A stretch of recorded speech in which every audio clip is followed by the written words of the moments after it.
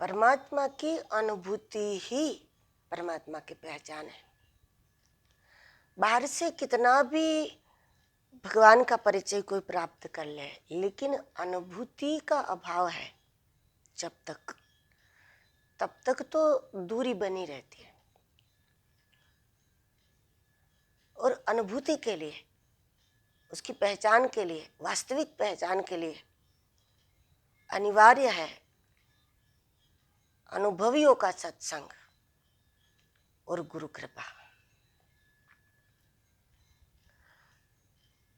जैसे कोई मूल्यवान वस्तु है तो उसको अलमारी में रख लेते हैं और वो ऐसी जगह पे रख देते हैं कि उसको डबल चाबी लगेगी तभी वो अलमारी खुलेगी।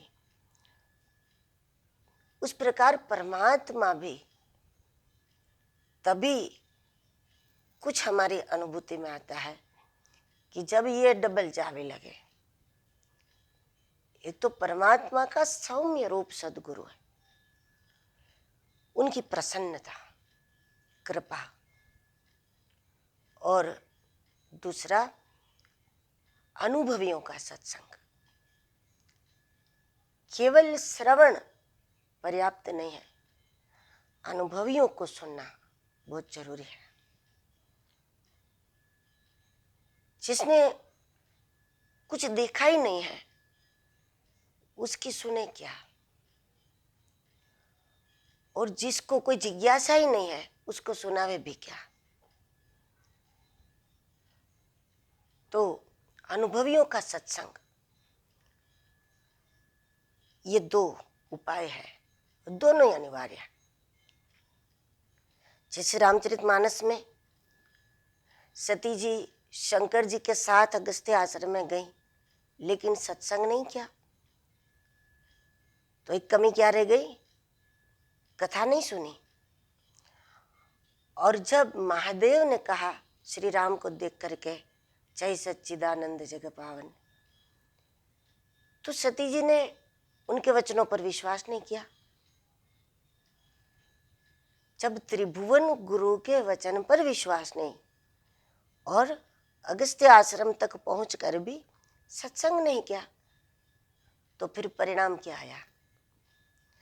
परिणाम यह आया कि इन चर्म चक्षुओं से भगवान को देखने के बावजूद भी परमात्मा को पहचान नहीं पाई। गुरु वचन में विश्वास करके ही तो अध्यात्म की यात्रा होती है, अध्यात्म की उड़ान होती है। जबकि त्रिभुवन गुरु महादेव के वचन पर अविश्वास करके वो राम की परीक्षा करने के लिए गई तो राम की ओर ही, लेकिन राम ने भी उसको अपनाया नहीं। इतना ही नहीं, स्वयं परमात्मा ने कहा विपिन अकेली फिरहूं के ही है तू। राम जी ने कहा कि तुम अकेली हो। और जब ये ब्रह्म वाक्य हो गया, मान लो सती श्रापित हो गई, राम की दुनिया में जाकर, सुखधाम की दुनिया में जाकर भी उसको तो दारुण दाह ही हाथ लगा, उरूप जाति दारुण दाह, जबकि राम जी तो सुखधाम है। जब राम जी ने कह दिया कि तुम अकेले हो, तो उसी सेकंड से देखो सती जी तब तक अकेली रही कि जब तक उसने इन दो उपायों को नहीं अपनाया। तब तक शिव जी के पास गई तो फिर उन्होंने भी त्याग कर दिया। दक्ष के यहाँ गई, पिताजी के यहाँ, तो पिताजी ने भी नहीं अपनाया, वहां भी अपमानित होना पड़ा। जहां ऋषि मुनि देवता यज्ञ मंडप में उपस्थित थे वहां गई तो जगदम्बा का भी आदर ऋषि मुनियों ने, देवताओं ने, किसी ने नहीं किया। आखिर उनको वहां पर शरीर छोड़ना पड़ा, समाप्त होना पड़ा।